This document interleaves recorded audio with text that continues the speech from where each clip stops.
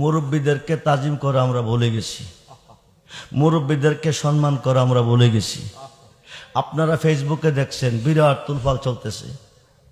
গত রাত্রে শায়েস্তাগঞ্জের পাশে, আমি আমার বিষয়টা না বললে তো আপনারা বুঝবেন না, শায়েস্তাগঞ্জের পাশে একটা প্রোগ্রাম ছিল। এই প্রোগ্রামে আমার সাথে ছিল শামীম রেজা কুমিল্লার, ও ছিল বিশেষ বক্তা, আমি ছিলাম প্রধান অতিথি। ওর ওয়াজ শেষ করছে, আমি স্টেজে গেছি, ডাইন পাশের চেয়ারটাতে আমি বসছি। আমি তো বয়সে মুরব্বী, তার বাবার সমতুল্য, কিন্তু হ্যাঁ আমাকে সালাম দেয় নাই, বালাবোরা জিগাই নেই। স্টেজের থেকে উঠছে, আমিও দাঁড়াইছি, আমি স্টেজে আসবো, স্টেজ ছেড়ে চলে যাবে। দাঁড়াইছি, দেখো ফিগার বাইরে গেছে, টেম্পার বাইরে গেছে, ফোন দিলে ফোন ধরো নাকি রে। প্রথম কথাটা এরা বলছে, ফোন দিলে ফোন ধরেন নাকি রে।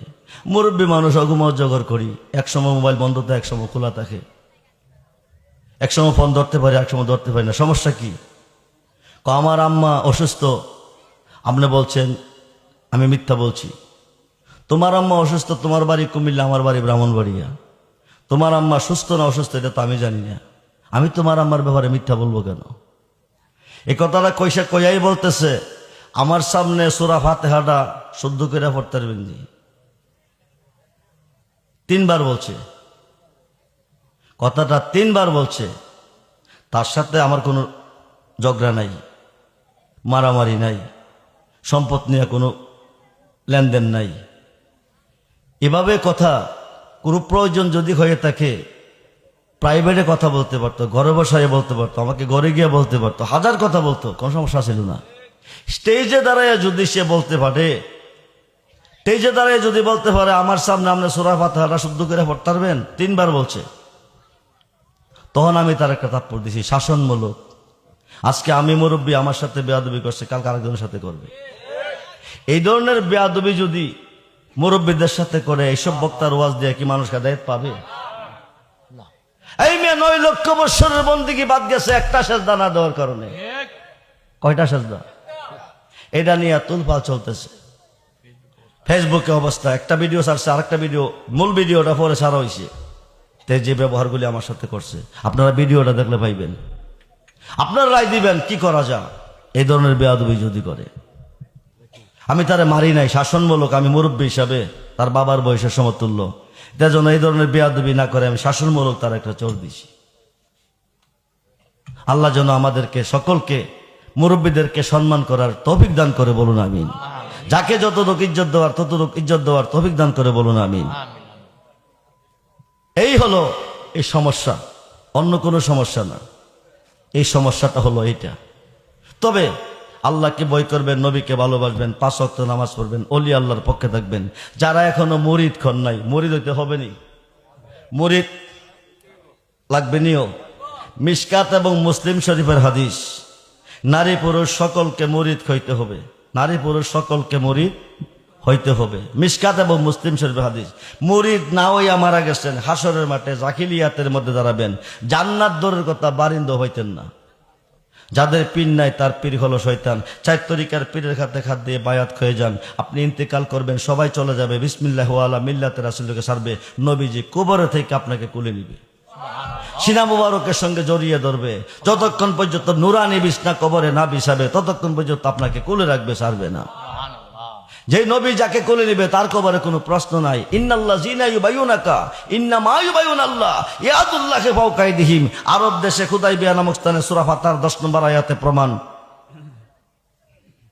ইন্নাল্লাযীনা ইউবাইয়ুনাকা 1400 সাহাবী নবীজির হাতে বায়াত নিছে। আল্লাহ কই ইন্নামা ইউবাইয়ুনাল্লাহ, তারা আমি আল্লাহর হাতে বায়াত নিছে। ইয়াদুল্লাহি ফাওকা আইদিহিম, তারা আমি আল্লাহর হয়ে গেছে। সুবহানাল্লাহ। লাকাদ রাদিয়াল্লাহু আনিল মুমিনিনা ইজ ইউবাইয়ুনাকা তাহতা শাজার। কিয়ামতের আগ পর্যন্ত যারা বায়াত করবে তাদের হাতে আমার হাত থাকবে, আমি তার প্রতি রাজি খুশি হয়ে গেলাম। ওই মানুষটা ইন্তেকাল করে কবরে যাবে, নবীজি কোলে নিবে। এই কবরে মুনকার নাকির কোনো প্রশ্ন করতে আল্লাহ, কারণ নবীর যিনি হয়ে গেছে তিনি আল্লাহর হয়ে গেছে। নবুয়াতে নবী, বেলায়েতে ওলি। শেষবারের মতো নবীকে আবার একটু সালাম জানায়া নবী। হারামের মধ্যে কোনো আরাম দরকারে মাছ মাইরা খামু। আমার অনেকে জিগা যে হুজুর, আরে বলা দিরে, এই বেটা সর যা, এদিকে যা, মুড়ি যেটা এসে আমার অনেকে হুজুর ওয়াজ যদি না করেন কি করবেন? আমি সিনজি চালাম, কোদাল দিয়ে মাটি কাটুম, কারেন্টের জাল ফাইতে মাছ মারুম, আসলে করুম। বয়া থাকতাম না, এতে কি সম্মান কমে যাবো গা? আরে ভিক্ষা করে খাওয়া লজ্জা, কর্ম করে খাওয়ার নাম আদর্শ। আরে কথা কোন ঠিক কিনা বলেন? কর্ম করতেইব। বাবা রে বাবা, সুদ খাইতে খাইতে গাল ফুলাই লাইছে। আর সুদ খাবো, আর সুদ খাবো, সুদ দিব। সমাজের মধ্যে কিছু সর্দার আছে, চোখ টিপ দেয় সর্দারি করে। রাত্রেবেলা ইডার থেকেও খা, হিডার থেকেও খা। সর্দার মিল্লা জায়গা মিলে তুই ধমক মারবি, আমি বাকিটা আমি খুব। এই দেখবেন, হ্যাঁ সুদের আয়াতটা কইতাম। আরে আরেকবার ফেসলা খাইছি, সুদের আয়াতটা দিয়া বলে কইতাম, আহাল্লাল্লাহুল বাইআ ওয়া হাররামার রিবা।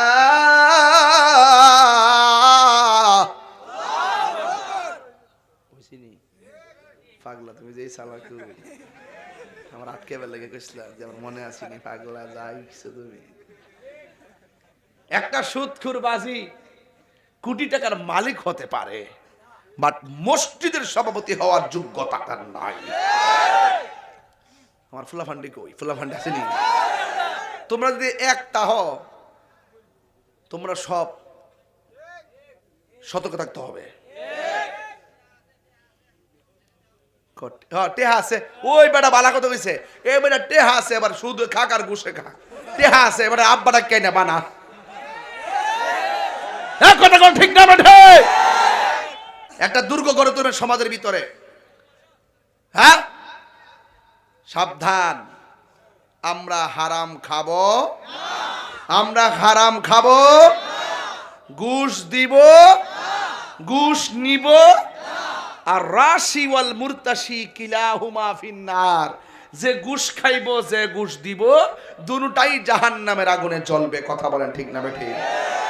তাহলে ঘুষ কি খাইবেন না দিবেন? আর একটা কথা কই, বাবা খাইবেন?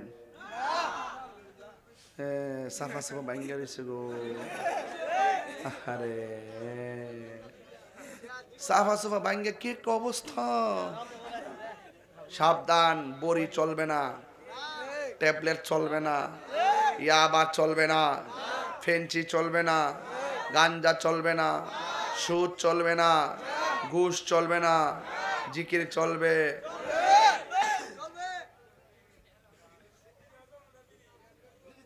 বিড়ি খাওয়ান চলবে, বেনসন শাহ। কি শাহ? বেনসন শাহ। এই বিড়ি চলবে না, যেটা স্বাস্থ্যের ক্ষতি করে এটা না খাওয়াটাই ভালো। কথা বলেন ঠিক না? যদি আমার কথা না মানেন তাহলে আকিস বিড়ি একসাথে 20টা মেরা দেন, দুদিন পরে করবেন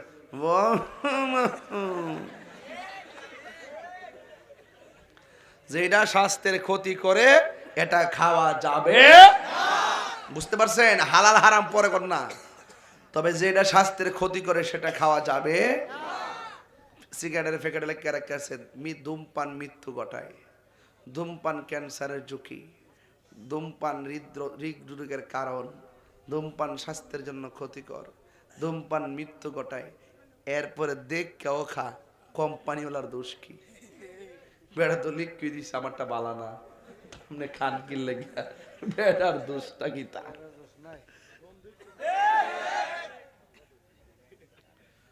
পরে জায়গা পরের জমিন। এই এই এই এই কই উড়স? ব না ব আল্লাহ কিন্তু সুযোগ দিছে, খালি ওয়াশটা করতেছি, নাইলে কিন্তু যে ঠাটা দেখছিলাম, যে শিলা বৃষ্টি গাড়ির উপর পড়ছে, মনে হয়েছে শিলা বৃষ্টিতে মনে গাড়িটা মনে ছিদ্র হয়ে যাবো, এমন একটা অবস্থা আছে। এই শিলা বৃষ্টি দেখে পাম্পের ভিতরে যায় ঢুকছি।